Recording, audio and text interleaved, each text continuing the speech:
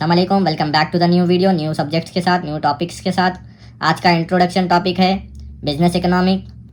पहले समझते हैं बिजनेस इकोनॉमिक किसको बोलते हैं, क्या है सब्जेक्ट्स के अंदर, क्या है डीप में, क्या है सब्जेक्ट पूरा है, क्या कई के रिलेटेड है ये बिजनेस इकोनॉमिक वो सब्जेक्ट है जो बिजनेस को स्मार्ट डिसीजन लेने में हेल्प करता है, जैसे कि डिमांड, सप्लाई, कॉस्ट, प्रॉफिट समझा के बेस्ट चॉइस लेना। और ये 5 यूनिट्स में पूरा ये है, डिमांड के बारे में, सप्लाई के बारे में, कॉस्ट के बारे में, प्रॉफिट के बारे में समझाने का, बेस्ट चॉइस समझा के बेस्ट चॉइस लेने में ये सब्जेक्ट में पूरा इनबिल्ड है।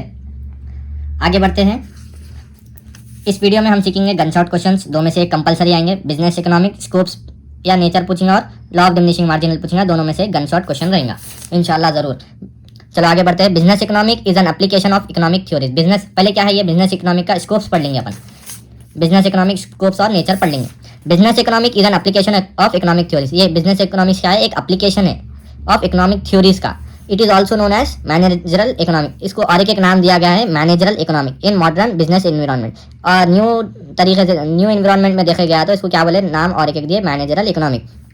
इन्हें किसको हेल्प करता है बोलते, it help in finding solution to business problems. जो भी बिजनेस प्रॉब्लम्स रहते हैं उसको क्या करता है, इन्हें हेल्प करता है कई के लिए, फाइंडिंग सोल्यूशन के लिए। It act as a tool of decision making. इन्हें एक्ट कैसा करता बोलते, इसके पास टूल्स है, कई के टूल्स है बोलते डिसीजन मेकिंग के लिए। इन्हें रिप्रेजेंट कैसा करता बोलते, it represent those aspects of traditional decision making for the purpose of it's utilities, इस्तेमाल के लिए, जैसा कि इकोनॉमिक थ्योरी को, कॉन्सेप्ट को, प्रिंसिपल्स को, टेक्निक्स को लेके डिसीजंस बनाने के लिए इन्हें क्या करता, यूटिलाइज करता। ओवरऑल क्या है इंट्रोडक्शन बोले तो, business economic is an application of economic. इसको और एक नाम दिया है managerial economic. It helps in finding solution इन्हें हेल्प किसको करता बोलते, finding solution to business problems. It act as a tool of decision making. इन्हें एक्ट कैसा करता बोलते, इसके पास टूल्स है डिसीजन मेकिंग के लिए। और इन्हें रिप्रेजेंट कैसा करता बोलते, रिप्रेजेंट किसको करता बोलते, दो एस्पेक्ट्स को करता, जो traditional decision making for the purpose of its utilize, और इन्हें यूटिलाइज करता द इकोनॉमिक थ्योरीज को, कॉन्सेप्ट्स को, प्रिंसिपल्स को और टेक्निक्स को लेकर डिसीजन मेकिंग करता है। ओवरऑल इसका इंट्रो है। और नेक्स्ट जाएंगे अपन डेफिनेशन में। मैं समझ सकता हूँ आपको याद भी हो गया होगा, ये याद भी कर ले सकते हैं आप साथ साथ वीडियो में देख के। इसका एप्लीकेशन है मैनेजरल इकोनॉमिक है।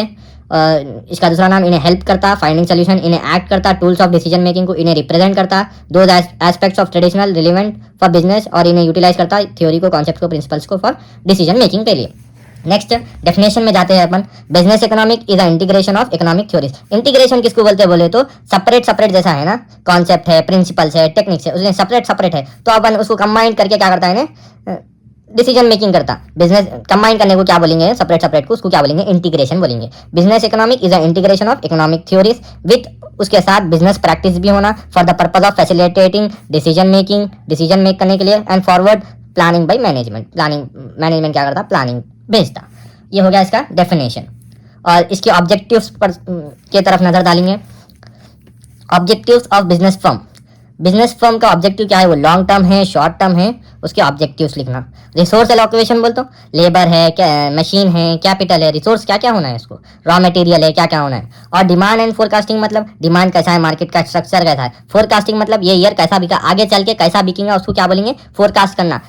मार्केट में भेजते इतना बिका प्रोडक्ट, आगे चल के कितना बिकेगा, उसको क्या बोलेंगे, फोरकास्ट। स्ट्रैटेजिक प्लानिंग रहना, कॉस्ट एनालिसिस रहना, पैसों का रहना, प्राइसिंग स्ट्रैटेजी रहना, क्या मिनिमाइज द कॉस्ट करना, maximize the level of output करना, कम से कम कीमत रखना प्रोडक्ट की और ज़्यादा से ज़्यादा आउटपुट सेल रहना, ताकि लॉस भी ना हो और कंज्यूमर को ज़्यादा बर्डन भी ना हो। प्राइस स्ट्रैटेजी एक लेवल में रहना। मार्केट का स्ट्रक्चर देखना, investment and capital budgeting decision लेना, कैसा इन्वेस्ट करना, क्या करना। प्रॉफिट तो मेन इंपॉर्टेंट रहता, प्रॉफिट बिजनेस करेंगे तो आगे कोई भी सेलर क्या करता, प्रॉफिट को देखता, तो प्रॉफिट मैनेजमेंट भी रहना। इनपुट क्या कर रहे हैं, आउटपुट एनालिसिस क्या आ रहा है, इन्वेंटरी कंट्रोल, टेक्निक्स क्या क्या है। ये हो गया ऑब्जेक्टिव। इसका नेचर भी लिखना रहता। Forecast the nature. नेचर क्या है, फोरकास्ट मीन्स आगे चल के क्या चल रहा है मार्केट में, ये क्या है इसके नेचर से।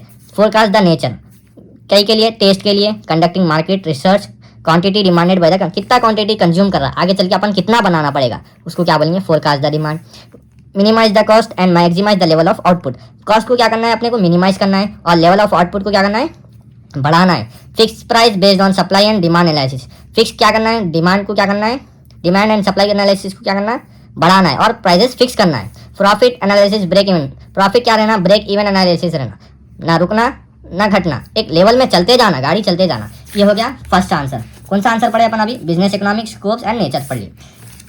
मीनिंग, इंट्रोडक्शन, डेफिनेशन, स्कोप्स क्या है, और नेचर क्या है, एक हो गया फर्स्ट आंसर। अब सेकेंड टॉपिक में जाएंगे अपन, the law of diminishing marginal utility. With easy concept है, ईजी अंडरस्टैंडिंग में अपन सीख लेंगे।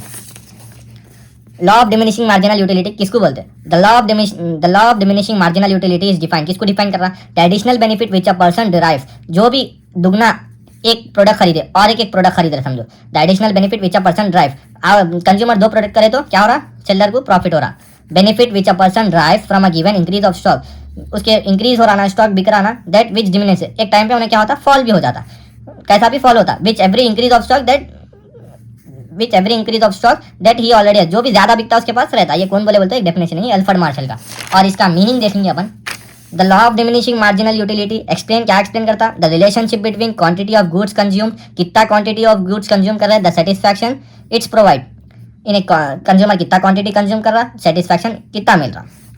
The first few units gives usually high level of additional satisfaction. जैसा कि एक एप्पल ले लेंगे अपन एग्जाम्पल के तौर पे, एक एप्पल खाए, फर्स्ट एप्पल खाए तो अपने को क्या मिलता है? हायर लेवल ऑफ सेटिस्फैक्शन मिलता है। वो इस खाते गए, 2 खाए, 3 खाए, 4 खाए तो क्या मिलता है? अपने को गिन हो जाती, जिससे सेटिस्फैक्शन डाउन होता, इवन 0 भी होता। वही बोल रहा, first few units of goods usually give higher level of additional satisfaction.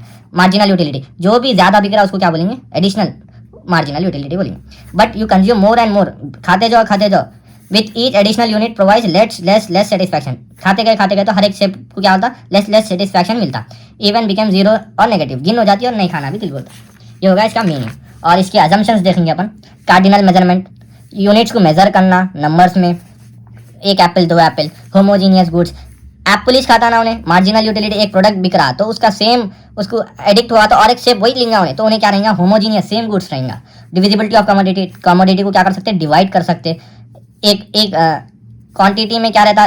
3 apples आते हैं, 4 एप्पल्स आते हैं, उसको क्या कर सकते हैं अपन? 2 एप्पल्स 3 एप्पल्स ऐसा डिवाइड कर सकते हैं ना, तो उसको क्या बोलेंगे? Divisibility of commodity. Continuity consumption, इसका law of diminishing marginal utility का मतलब क्या है बोले तो कंटिन्यू कंजप्शन करते रहे तो उसको क्या बोलेंगे? मार्जिनल यूटिलिटी बोलेंगे। तो कंटिन्यू कंजप्शन होगा ये। Constant marginal utility of money, money क्या रहते? Constant marginal utility of money रहता, मनी बढ़ते रहता। कैसा बोल तो?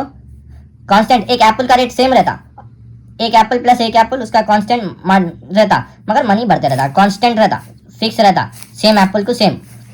इंडिपेंडेंट यूटिलिटी क्या रहता? इंडिपेंडेंट रहता। इन्हें रेशनल कंज्यूमर थिंकर को देखता, consumer have full knowledge, consumer यूं ही नहीं आता कि दुकान पे हम यूं ही ले लेंगे प्रोडक्ट, उन्हें पूरी मार्केट का पूरा स्ट्रक्चर जानता है, मार्केट का पूरा रेट्स जानता है, उसके बाद तभी आपके पास आके बाई करता है। Rational consumer thinker. Constant taste रहना, एक साथ रहना, टेस्ट हर बार बदलते गए तो क्या रहता? कंज्यूमर नहीं आता फिर एक बार। And preference, constant taste, consumer wants constant preference and taste, ये हो गया। और ये इसका definition, first few units give higher level of satisfaction, second unit give less level of satisfaction. उसके बाद ये टेबल है, ये आपको लर्न करना पड़ेगा। 1 2 क्वांटिटी ऑफ एप्पल्स कितने हैं, टोटल यूटिलिटी कितने खरीदे, मार्जिनल कितने गए, इवन इन्हें आखिरी में जाके नेगेटिव हो रहा है, स्टार्टिंग में इंप्रूव हो रहा, फिर बाद में नेगेटिव होते जा रहा। इन्हें क्या 1 2 3 4 5 6 7 8 ऐसा क्या हो रहा है? इन्हें इंक्रीज हो रहा है। एप्पल क्या हो रहा है? इंक्रीज हो रहा।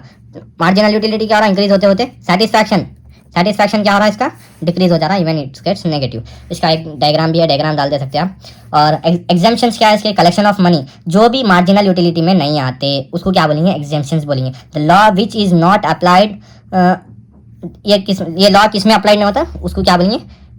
एग्जेम्पशंस बोलेंगे। क्या क्या नहीं आते? Collection of money and wealth, पुराने जमाने के सिक्के रहते वो खरीदते जाते, जहाँ मिला वहाँ एक सिक्का भी अपन लेने को तैयार रहते, उसको क्या बोलेंगे? Collection of money and wealth. Rare and curious collections, पुराने जमाने ड्रंकर्स क्या रहते? पीते रहते, उन लोगों को क्या रहता? मार्जिनल यूटिलिटी का फर्क नहीं पड़ता, ताकि उनको नेगेटिव नहीं होता, नहीं पीते बोल के नहीं बोलते उतना। और गुड पोएम्स रीड करे तो क्या मिलता? नेगेटिव सेटिस्फैक्शन नहीं मिलता है, एक अच्छा बिहेवियर आता अपने अंदर पोएम्स पढ़ने से। और क्या होता है उसमें? पढ़ते जाते उसमें नहीं पढ़ना चल के दिल नहीं बोलता।